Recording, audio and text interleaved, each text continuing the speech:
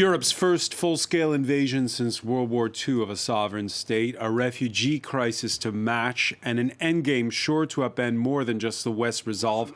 As the EU turns up the heat on Vladimir Putin, it's already asking citizens to turn down their thermostats. How will citizens react if, on the one hand, Russia conquers Ukraine, and on the other, the price of crude shoots past $200 a barrel? How to make do without Russian oil and gas? We'll ask what energy independence looks like and weigh the costs of not heeding the call back in 2014 when Russia annexed Crimea. In the meantime, war in Europe has consequences near and far, with more leverage for the likes of oil producers Saudi Arabia and Venezuela, whose under sanctions regime, for the first time in years, has welcomed a White House delegation. Just how much are the stars realigning because of Vladimir Putin's decision? Today in the France 24 debate, we're looking at the oil and gas card, what you might call the mother of all sanctions. Joining us from Strasbourg, France 24 EU correspondent Dave Keating. Thanks for being with us. Happy to be here. Thomas Pellerin-Carlin is director of the Jacques Delors Institute's Energy Center. Welcome to the show. Nice to be here. We welcome back Professor Anna Creti with the Center of Geopolitics of Energy and Raw Materials at Paris-Dauphine University. Good evening. Good to see you. And Luis Colasante, in charge of environmental, social, and governance issues at consultants Pelham Media. How are you? How are you? Thank you. The France 24 debate, where you can join the conversation, and you've weighed in on this one on Facebook and Twitter, hashtag F24debate. Russia only accounts for 5% of the United States' imports of oil. Still, it's another major step, and one that's already having consequences domestically. Today, I'm announcing the United States is targeting the main artery of Russia's economy. We're banning all imports of Russian oil and gas and energy. This is a step that we're taking to inflict further pain on Putin, but there will be cost as well here in the United States. I said I would level with the American people from the beginning. And when I first spoke to this, I said defending freedom is going to cost. It's going to cost us as well in the United States. Republicans and Democrats understand that. Republicans and Democrats alike have been clear that we must do this. The U.S., which gets 5% of its oil from Russia, Britain gets 8%, and its prime minister announcing this Tuesday that his nation is going to phase out all imports of crude by the end of this year. We will stop importing Russian oil, Mr. Speaker, and my right honourable friend, the Business Secretary, will update the House on that tomorrow. And we will employ every method that we can. Diplomatic, humanitarian, and economic, Mr. Speaker, until Vladimir Putin has failed in this disastrous venture and Ukraine is free once more.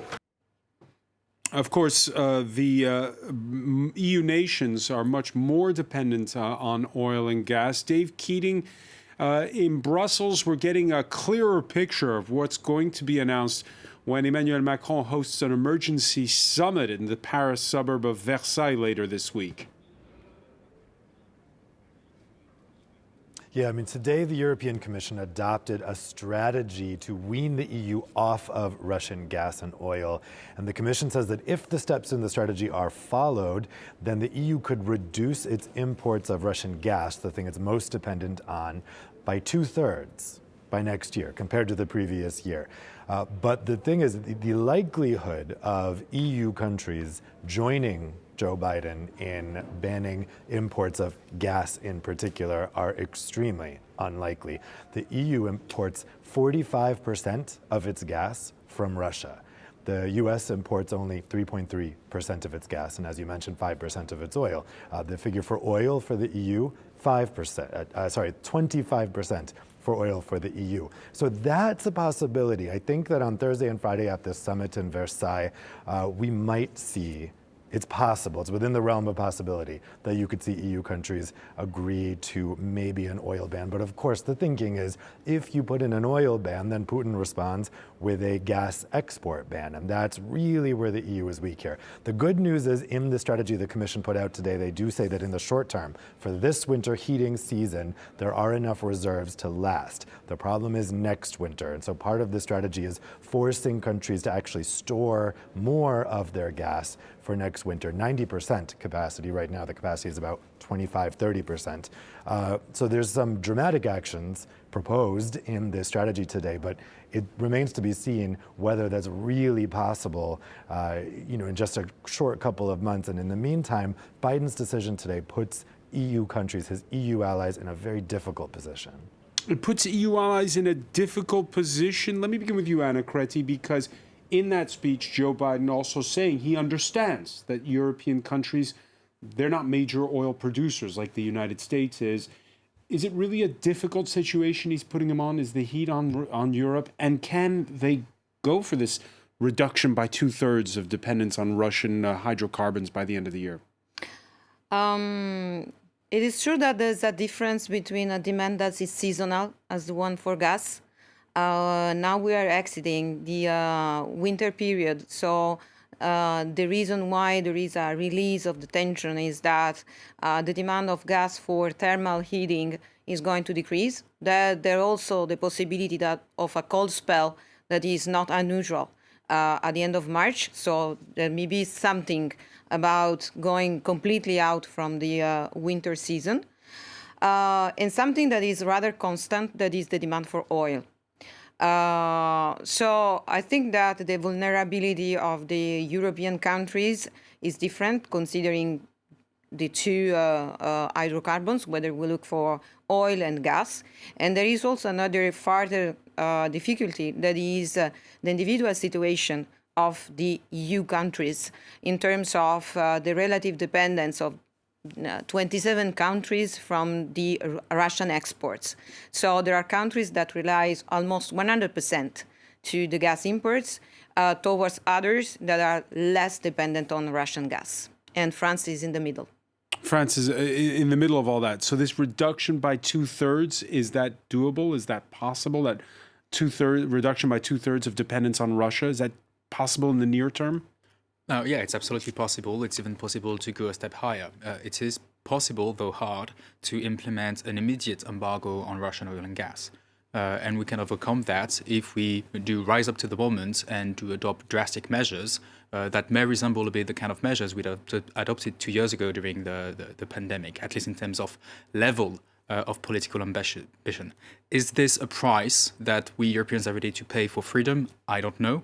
Currently, the answer from our politicians seems to be no, but the debate is moving forward, and I would expect the debate to go even a bit higher as we see the horrors happening in Ukraine more and more. Which brings us back to what we heard at the outset. The U.S. president telling not the world, but his own citizens, his domestic audience, there's going to be pain. Luis Calasante, I'm old enough to remember 1979 when there was the second oil embargo by OPEC. And you had the then U.S. president, Jimmy Carter, wearing a sweater at the White House, telling people to turn their thermostat down. Of course, we know how the next election went. He got voted out of office. Are citizens of the West ready to turn the thermostat down? It's a good question. I don't know exactly, but as the President Biden said that this is a price to the freedom, I think we need to collaborate all together to make energy efficiency, to reduce our consumption in energy. The heating is one of the first points that we have energy consumptions in the household. So it means that, yes, we can turn on the thermostat, and we are ending the winter time. So maybe it is a good time to start to make energy efficiency, energy saving, to reduce our costs, or also to help in a way. We can donate money, we can send money and gloves to Ukrainians, but we can make also energy saving for help them. All right, and as we mentioned at the outset, there is, with what Dave Keating was reporting, Europe in a much more vulnerable position. Already, the likes of Britain and Germany have ruled out any sudden boycott of Russian oil and gas imports. Germany, which has already suspended certification of the now completed Nord Stream 2 pipeline. That's the part you see there in orange on the screen, which flows from Russia and bypasses Ukraine. Now, with 55% of Berlin's gas coming from Russia, the Kremlin is now doing something it hasn't done up to now. It's threatening. It's threatening to shut the tap. Due to the unfounded accusations against Russia regarding the energy crisis in Europe and the imposition of a ban on Nord Stream 2, we have every right to take a mirror decision and impose an embargo on gas transportation through the Nord Stream 1 gas pipeline, which today is loaded at the maximum level of 100%. But so far, we have not made this decision. Nobody will benefit from this, although European politicians are pushing us towards this with their statements and accusations against Russia. And Akredi, is he bluffing? No, he's right. I mean, since So it's not a bluff? What he has said, in the sense that since the start of the war, they have maximized the export of gas and oil. So they, especially gas, and they are over maximizing the flows that goes that directly bypass Ukraine. That is the South Stream, that the one that goes over the Mediterranean. They have increased the flow over Nord Stream 1, and Yamal is working at capacity. So they are benefiting from the high prices, and they know that. On the other side, they are maybe somehow better than us in using this arm. So we have to say, yes, we are going to ban the imports, but at the same time, we have to negotiate. So if we want to use sanctions to negotiate, it is not only such a shame we are going to reduce the imports, but it is just giving a valid money. So in terms of how much Russia is going to lose from this action, that has to be brought to also the negotiations. If not, we are the only one who are going to pay. Right. So the Russians banking on perhaps selling less, but at a higher price. Thomas Pellerin-Carlin, when you listen, that's the deputy prime minister speaking. Do you think he's bluffing? Well, I don't think he's bluffing. So you think that he could shut Nord Stream 1? Yes, and that would be shooting himself in the foot. Russia has much more to lose than we do if this supply stops. Let me give you just one figure. The amount of money that we Europeans are going to send to Russia through buying oil and gas this year at current prices is going to be at least 200 billion euros. The entire defense budget, the military in Russia, is only 50 billion. So they have a lot to lose. If oil and gas exports to the EU stop from Russia to the EU, that's the virtual end of the Russian economy. That's their center of gravity. But isn't there the sense that with, I don't know much about the oil and gas market, but that you can easily sell to other people, like China? For oil, there is that capacity, but they will have to sell at a much lower cost. So they will make far less money. And for gas, it's virtually impossible for the gas pipelines. So most of the gas we get from Russia, we get from northwestern Russian gas fields that ship gas through pipelines that go only to the EU. That stops. Russia just sits on gas. It cannot sell it to any other country in the world. What they can do, however, is to develop different gas fields and develop different pipelines towards China. But this is going to take years. It's going to take billions of euros that Russia will not have if we do implement sanctions, and it will put them in the hand of the Chinese, and threaten even Russia to become a Chinese puppet state, which is obviously not in Russia's best interest. Dave Keating, this threat by Moscow, how seriously are the Germans taking it? How seriously is Brussels taking it? The big question is exactly what everyone was just outlining there, is that it would hurt Russia more than it would hurt the EU. But we have seen a lot of a lot of people who tried to speak rationally for Putin, I think, have been proven wrong over the past 2 weeks. But it is true that in terms of oil, yes, Russia could start selling to China, but they would be selling at a very disadvantageous price. They'd be over a barrel, no pun intended, with oil. And then with gas, there's nowhere else to send that gas. The pipelines go to Europe. It's hard to say if it's a credible threat, and I think that's going to be a big topic of discussion in Versailles on Thursday, is if the EU doesn't join in Biden's ban on imports of oil and gas, is it possible that Putin could shut off the tap anyway? And could the EU go ahead with just a ban on oil imports, which is a little bit easier, and rest in confidence that Putin won't turn off the gas taps? Because again, like was just said, there's nothing else to do with that gas. And you have a problem with the way that gas works. It would all kind of build up. It actually causes a big problem for the producer, for Gazprom. I wouldn't know how to guess on that, how that's going to work out. Luis Colasante? Yes, all that is true. But what we need to remember that oil companies want to have and get money at the moment that the oil price is higher, but at the same time is the worst enemy that they have. To have high prices is really something that they don't have any control of the price. But aren't they? I mean, we just saw Total Energy announce record profits. I mean, isn't it? High prices can't be bad for oil companies. No, I think no. It's true that they will gain money. But in the same time, to have high prices, they don't control anymore the price of the oil. Oil company, the business model have the basis, control the prices with a cartel with OPEP, oil companies that have monopoly in the country or national companies.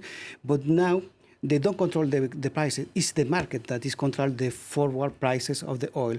So they lose control of that.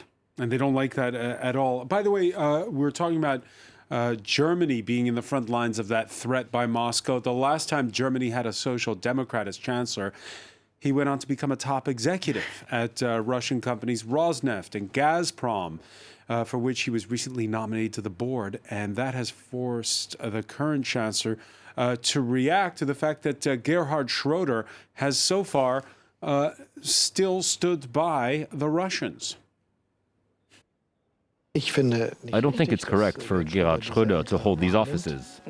And I think it would be correct for him to give them up.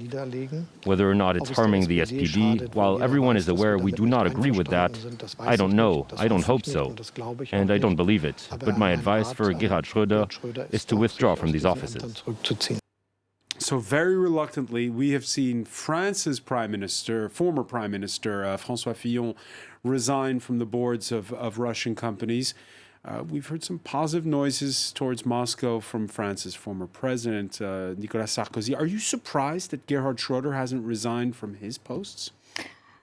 Well, we now discovered that on the other side of the border, there was also a market that was open to competition. So somehow we think that Gazprom is a unique company or Lukoil is a unique company.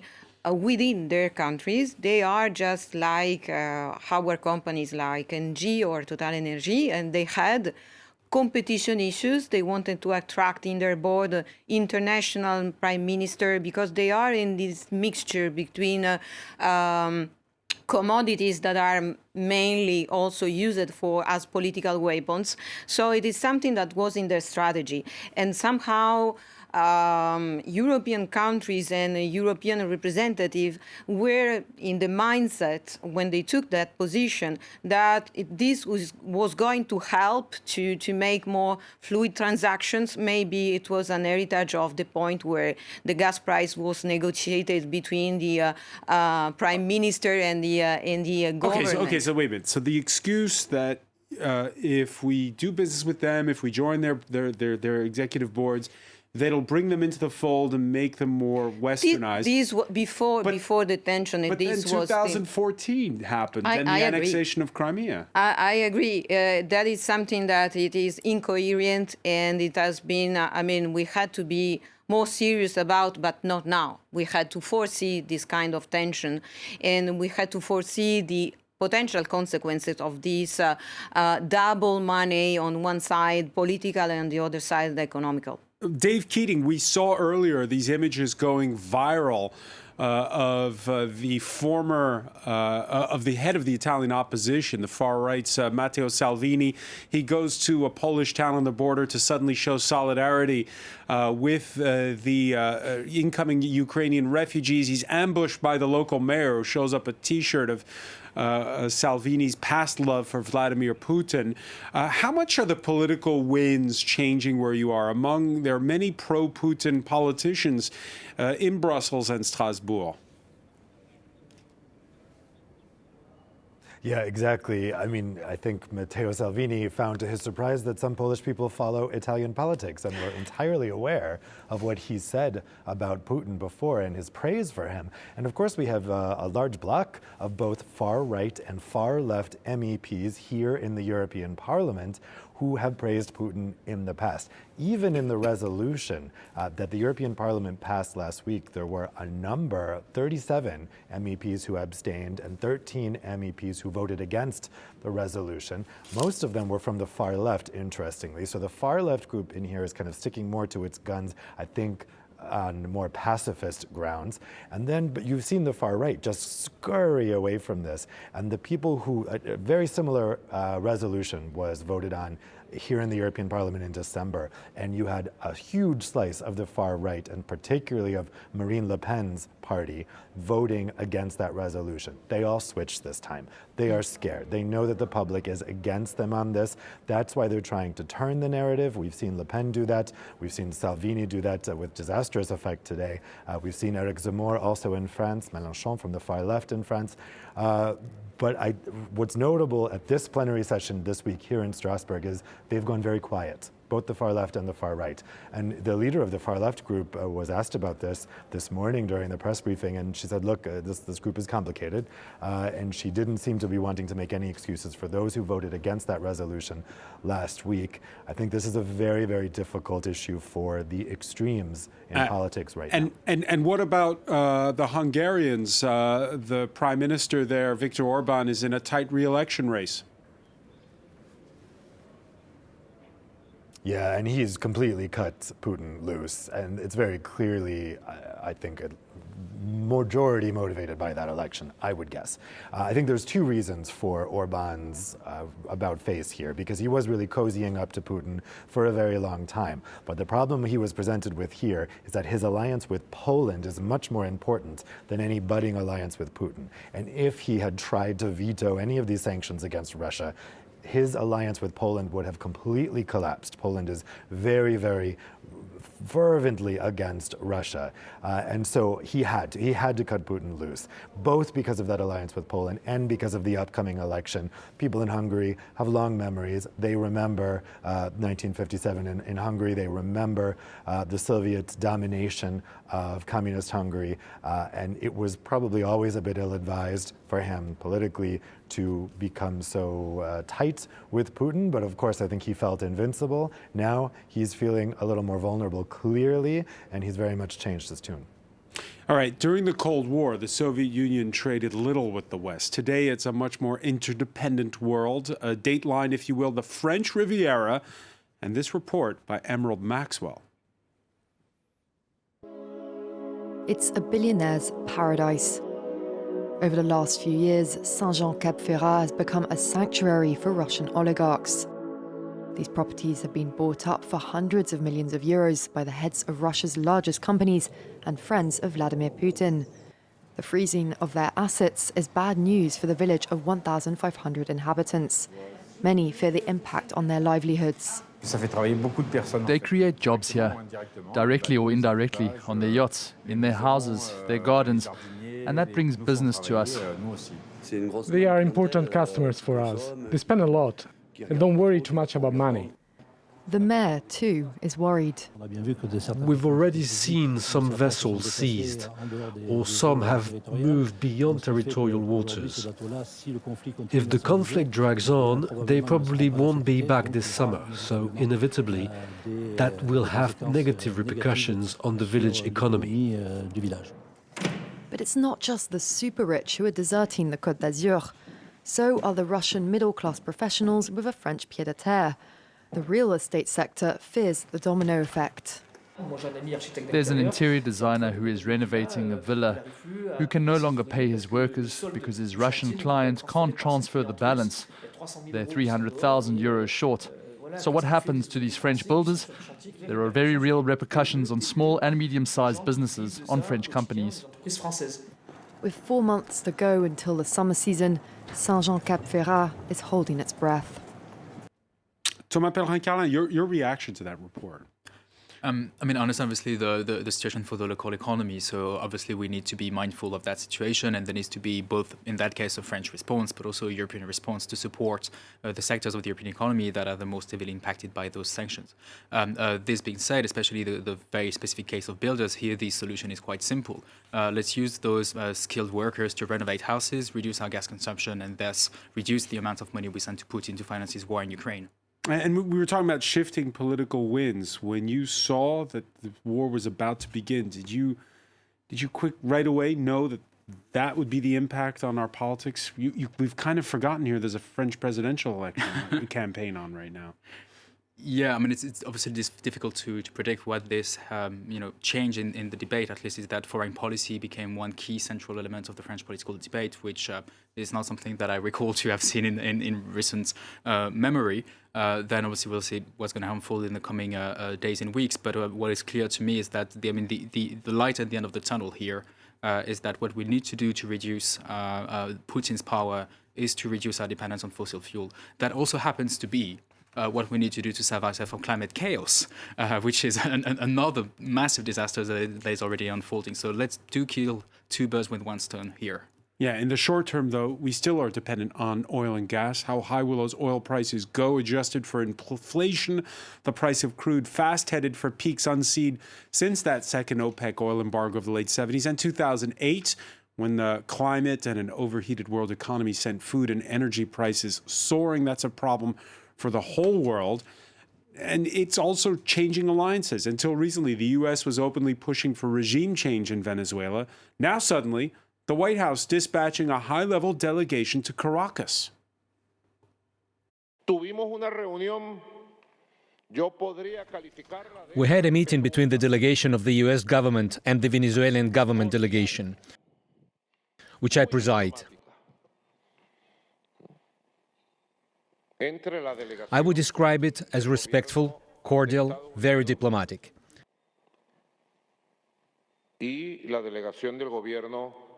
We held it in the main presidential office, in office number 1. The flags of the United States and Venezuela were there, and the two flags were beautifully united, as the flags of the United States and Venezuela should be. Beautifully united. Let's turn to the Venezuelan in the room. Luis, your reaction to this? I have a little issues about that. The United States has not accepted that Maduro is the actual president, that they accepted 3 years ago that is Guaidó. And now they send the White House representative to speak with Maduro. So which politics they have today, I don't know. And it's all down to Vladimir Putin's invasion of Ukraine. Exactly. Yeah. So I think each country have their own interest. United States have, I just remember the last time that I was here with you, in Venezuela have put in jail 9 persons from United States citizens. And this is something that United States want to negotiate also, to make freedom this 9 people that are in prison, in jail today. And what's the situation today, by the way, when it comes to those terrible relations you described, but also there's Citgo, the U.S. oil company that does business in Venezuela. How's things going on that score? The issues with Citgo was that Venezuela didn't pay the coupon that they need to pay with the bonds that they have with Citgo and PDVSA. But they're still operating in the country. They still operate. Why they still operate? Because the government of the United States didn't want that the assets came to Russian assets, because Russia have more than half of the share of Citgo. So at the moment that it was in default, it was the Russian company that will take the hands in Citgo company. So they will have a refinery asset in the United States handled by Russian government. And so all this is now changing. Do you foresee Venezuela and the U.S. having a serious warming of relations now? I don't know if it will be a warm relation, but they need to speak. The United States need to clarify what is his position between Guaidó and Maduro. Who will lead this type of negotiation? Venezuela oil company are in background sitting today. They produce only 0.5 million of barrels by day. In the best time of Venezuela, there was around 5 million by day. In Chavez period, it was 3 million. Today is 1.5 of a million of barrels by day.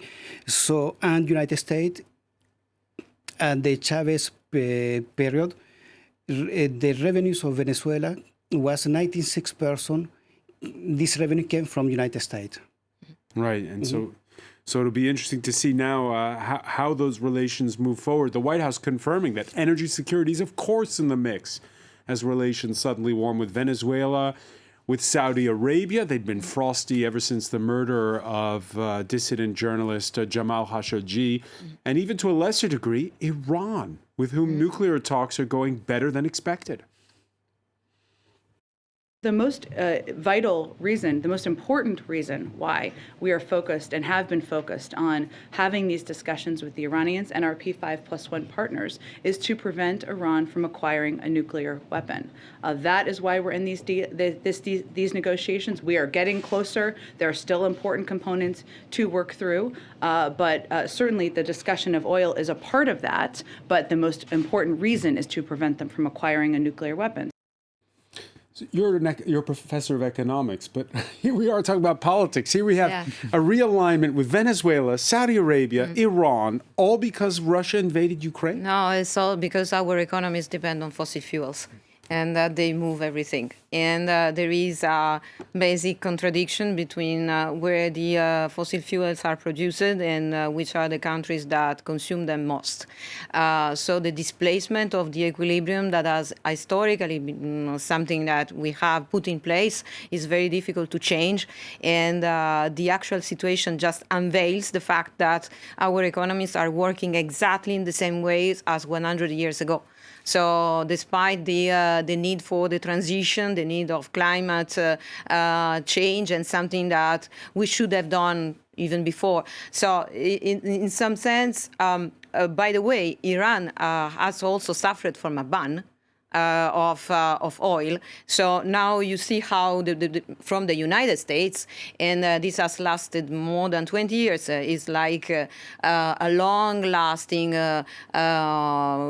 Cold War in sense of their relationship. So, but it is something that now can be reconsidered at the light of the crisis. All right, before I turn to you, to Thomas Pellerin-Carlin, just show how, again, I want to come back to something we talked about with Anna Krediger earlier. The writing was on the wall in 2014. Russia reacts to Ukraine's Maidan revolution with the annexation of Crimea. This graph from French newspaper Le Monde tracks EU nations whose gas imports from Russia have since increased. And we see, for instance, countries like the Czech Republic, where it's, 100% of its natural gas comes from Russia right now. So you can't just snap your fingers and turn off the tap. It's increased for the likes of Germany, slightly decreased of late from Italy, but it had increased sharply before.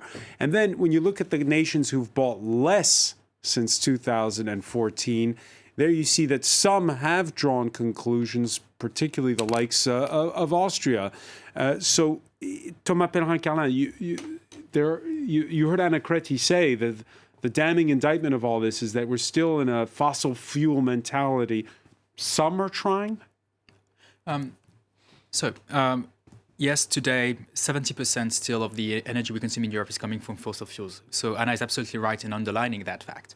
But there were two major evolutions over the last 20 years. The first thing is that for the first time ever in European history, we've decreased our consumption of energy by around 10% compared to 2006. And so this started way before the economic crisis, and this is thanks to energy efficiency first and foremost. The second thing is that we've seen a massive increase of renewable energy that went from being insignificant 20 years ago to being a good 21% of the energy that we consume in Europe. So the situation is moving in the right direction. it has not moved in the right direction fast enough. And this is due to political choices that were made. Back in 2014, we at the Jacques Delors Institute were saying we need energy efficiency, we need renewables. That's also a matter of national sovereignty. But you've seen candidate after candidate on the French presidential campaign trail saying they don't want wind farms. Well, just candidates from one side of the political spectrum, albeit the most important one currently in France, for sure. But really here, when it comes to gas, the issue is not mostly about wind power. It's about energy efficiency first, and then it's about renewable heat.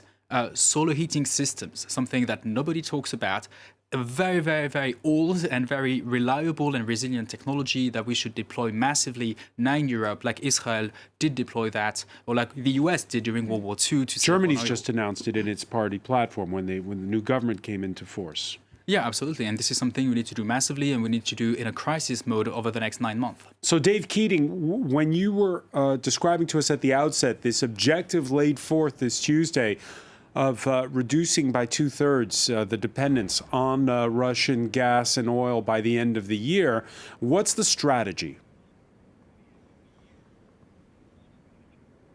Well, the strategy is to have to make up for 7 years of inaction in just a couple of months. I mean, when you outline those figures that you were just describing, you would ask, what have EU countries been doing since 2014? And what's really incredible is, as the panelists just mentioned, renewables have grown exponentially in that time. So why have renewables grown while gas has also grown? That's because the focus has been almost entirely on coal, and gas has been looked at as a transition fuel that should last longer, that should get the EU over the hump, eventually to net zero, but that we should keep investing in gas. We saw that just recently with the taxonomy list published by the European Commission of Technologies eligible for green investment. So is this going to prompt a rethink? I'm not sure. We didn't hear that today from Vice President Timmermans, but they are proposing essentially in the short term, the only thing that they really described in terms of getting off of Russian gas is just importing more gas from elsewhere, liquefied natural gas from new partnerships that they've recently struck with Japan, Turkey, etc. I didn't hear that much focus on using the huge renewables power that we've already built. Luis Colasanti, have you got a silver bullet for us? No, but one thing... You don't? No. But something that we need to add, I'm really in line with my two colleagues here, but in energy economy and business model is based in arbitrage. So at the moment that we saw the increase of use of gas, natural gas, it was because the gas, it was not expensive at all. It was even for free for some countries. So this is why some countries pass from this type of energy. For example, Berlusconi have made a big contract with Gazprom 15 years ago. So it was also about that. Yeah, and the third point that you saw, the curve of the countries that have decreased also energy consumption, it wasn't because the gas imports from Russia. We have a new type of network that communicate between countries, and we have a platform, a trading platform that can allow this flow. So it might be Russian gas coming in, but just not we directly. Don't know. Right, difficult to know.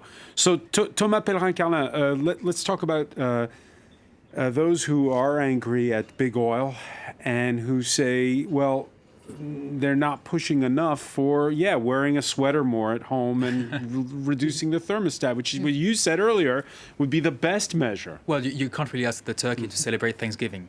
Right. So obviously, I mean, this needs to come not from oil companies, but this needs to come from, it can come from the people through individual actions. It can come from local communities, cities, etc. And it must come also at some point from the national and the European level. So, I mean, I don't have a silver bullet, but I've got a 5-point plan if you want to. But, in short, first rationing, because that's the most efficient way we have to keep prices in check over the past the past few months.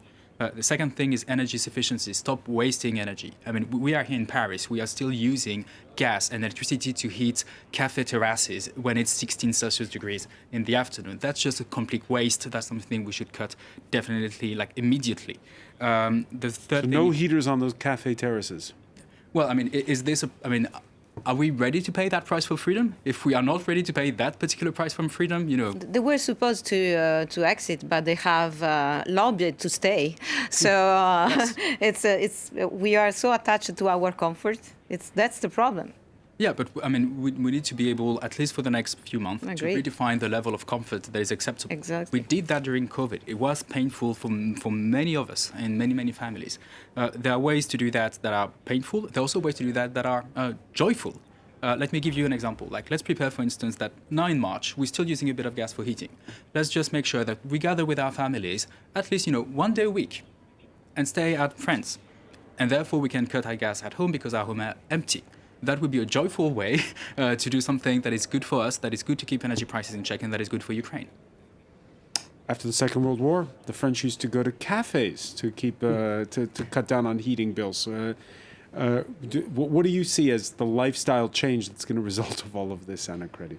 Well, my fear is that when on one side we say, oh, the price of oil and gas is peaking, on the other side we see such a resistance to change our daily life. And the idea is that maybe it is not enough.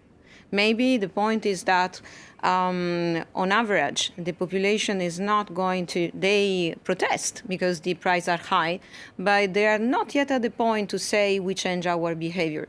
Then the question, and this is also a political question, is who we want to protect from these high prices. It seems that apparently 2/3 of the population is more or less indifferent to that. And on the other third is really suffering from high prices. So this is also something that we have to take into account in the energy transition. That is a way also to move from different lifestyle and to somehow re-equilibrate also the society. All right, more solidarity with the entire population and with those that are suffering under real bombs right now in Ukraine. Anna Credi, I want to thank you so much. I want to thank as well Thomas Pellerin-Carlin, Luis Colasanti, Dave Keating, our Brussels correspondent. Thank you for being with us here in the France 24 debate.